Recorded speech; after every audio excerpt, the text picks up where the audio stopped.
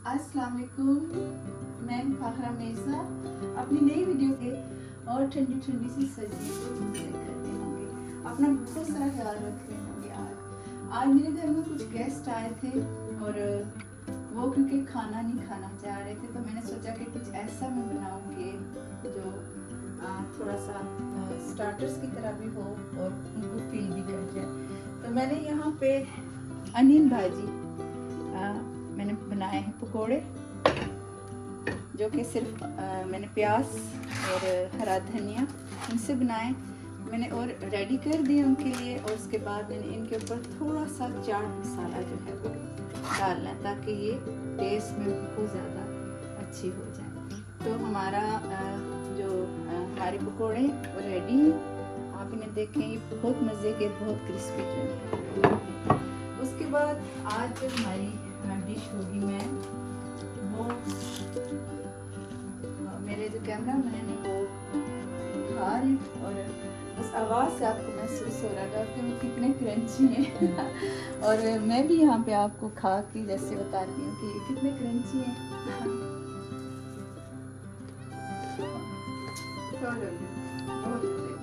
बहुत मजे के। आप जब इनको सिर्फ प्याज डाल के पकौड़ों को बनाते हैं तो यकीन मानिए कि इतने मजे के, इतने क्रंची होते हैं कि आपका दिल नहीं चाहता कि आप इन्हें छोड़ें।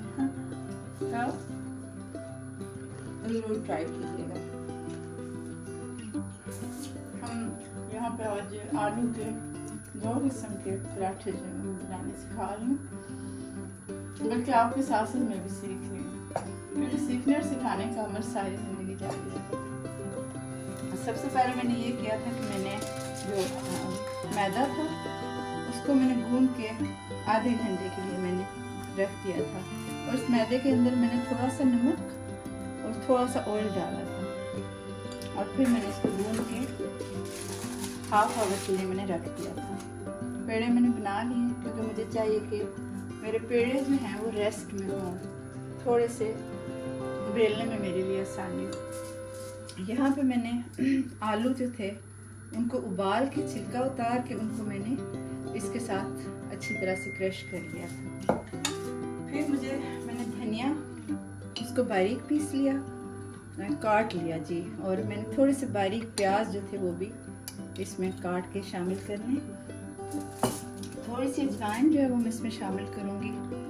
उसके साथ मैं अनारदाना इसमें डालूँगी, मैं इसके अंदर रेड मिर्च डालूँगी, इसके अंदर मैं नमक डालूँगी और फिर ये जो मिक्सचर मैंने बनाया इसके अंदर एक हरी मिर्च बारीक काट के वो भी मैं इसके अंदर ऐड करूँगी। और ये सारा मिक्सचर मैं इस तरह रेडी करके तो इसको मैं आलू के अंदर जो है ना वो मैं इस तरह से शामिल कर लूँगी।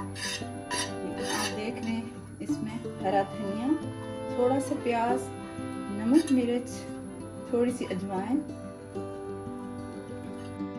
जी। तो इसके अंदर मैं इतनी सी अजवाइन जो है ना, इतनी सी अजवाइन डालूंगी ताकि इसके छोटे छोटे से जो बिट्स हैं वो इसके अंदर आए। बहुत ज़्यादा अजवाइन नहीं डालनी क्योंकि उसका फिर एक शार्प सा टेस्ट हो जाता है।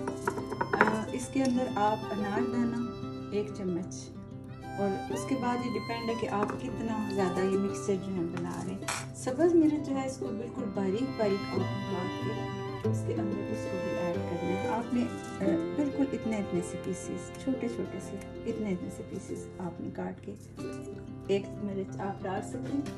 हरा धनिया और प्याज ये सब आपने इसके अंदर ऐड करना है। इसको ऐड करने के बाद आपने इस मिक्सचर को अपने हाथों से या चम्मच के साथ अच्छी तरह मिक्स करें और ये सारा मिक्सचर आपका पराठों के लिए रेडी हो जाएगा।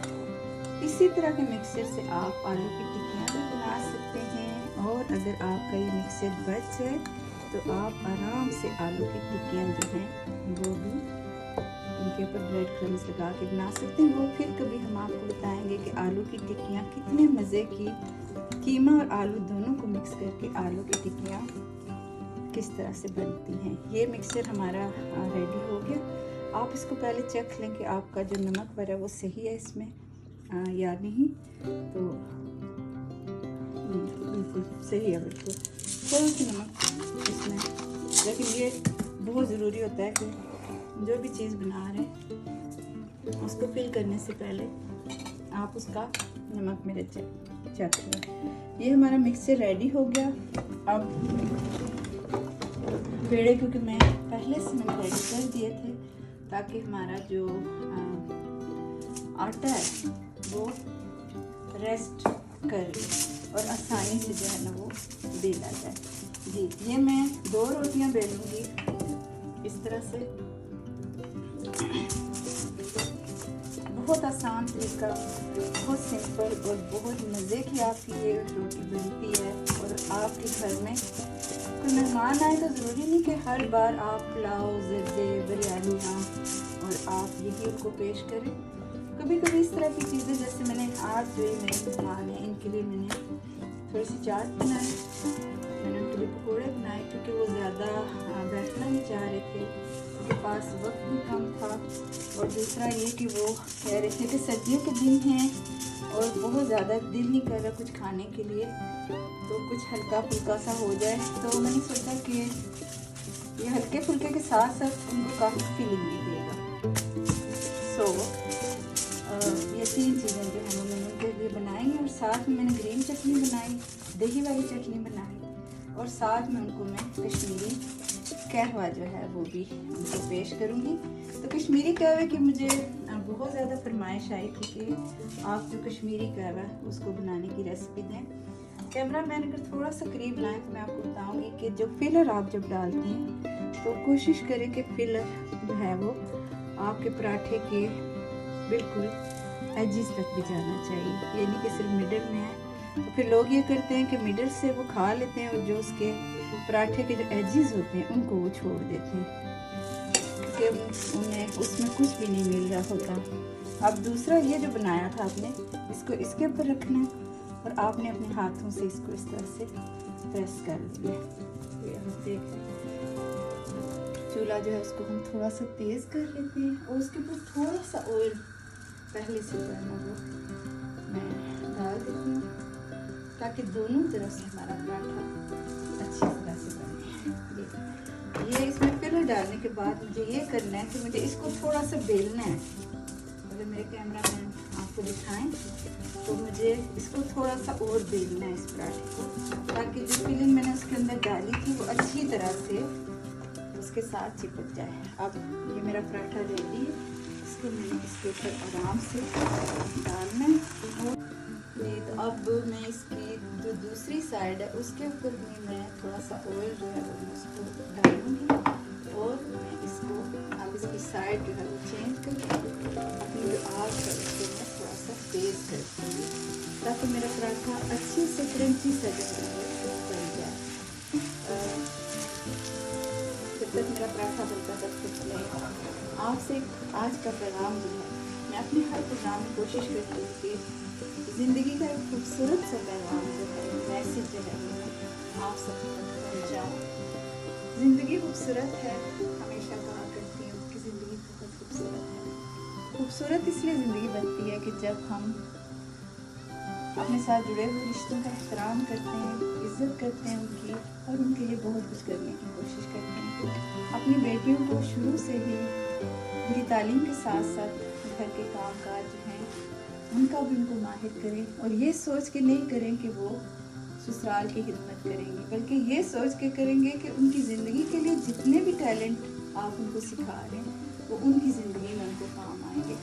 आपको पता नहीं कि ज़िंदगी में कहीं पर उन्हें शेफ़ की जॉब करनी पड़ जाए, कहीं पे ऐसा हो कि वो बाहर की जॉब नहीं कर पा रही तो उन्हें घर में अगर कुकिंग करनी पड़े तो वो घर में कुकिंग करके अपने लिए एक इनकम का जो है वो ज़रिया उनकी वो कुकिंग बन सकती है।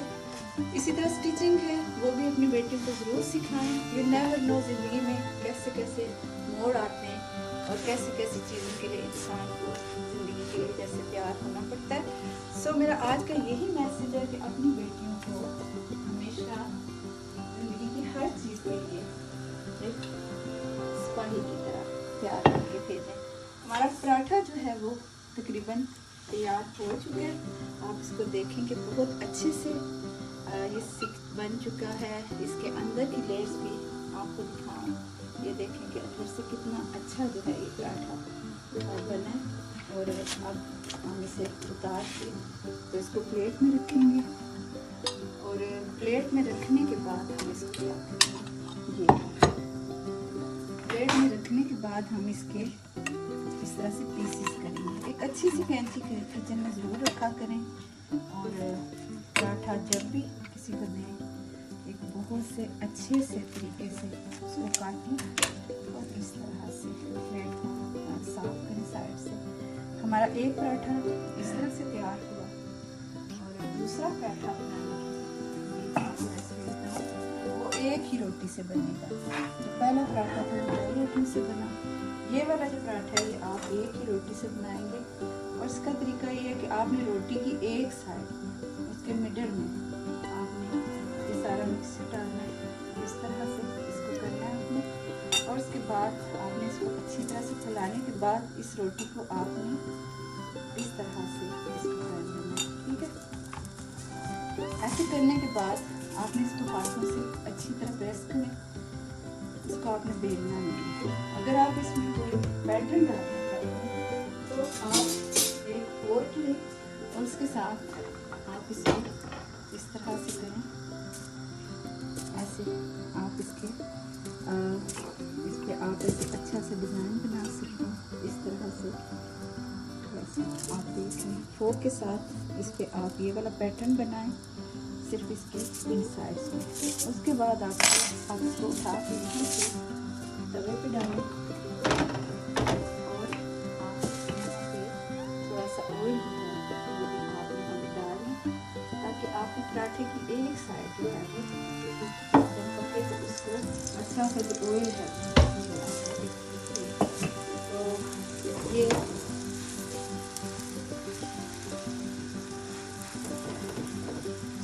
ये दूसरा पराठा एक ही मिक्सर के साथ आप अपने मेहमान के लिए 2-3 किस्म के पराठे जो हैं वो मुख्तलिफ किस्म के बना के तो आप दस्तरखान पे रख सकते हैं। और हमारे आज के मेहमान यकीनन इंजॉय करेंगे हमारे इन पराठों को। और पराठों के साथ जो हमने उनके लिए टेबल पे चीज़ें रखी हैं वो भी हमारे कैमरा मैंने आपको ये पराठा दिखा रही हूँ, इतनी देर में हम टेबल के ऊपर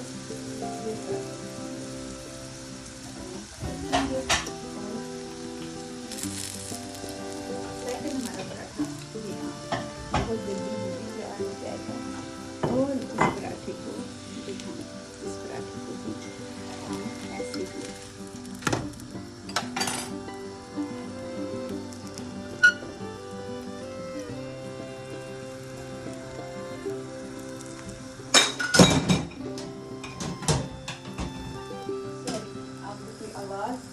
आवाज़ तब ये होगा, ये हमारे हाथ से हमारी एक कांच की बोतल गिरी और उसकी आवाज़ आपकी समाज को बहुत अच्छी नहीं लगी होगी।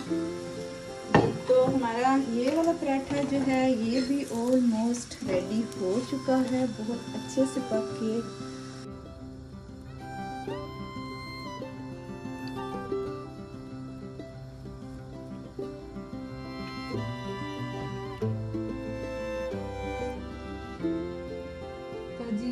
मेरे जो आज के गेस्ट थे उनके लिए मेरा आज ये मेन्यू था। उनके लिए मैंने ये पराठे आलू वाले बनाए, साथ में मैंने पापड़ी चाट बनाई, साथ में मैंने प्याज के पकोड़े बनाए, और ये 2 चटनियाँ हैं। ये वाला मैंने पराठा जैसे आपको बताया।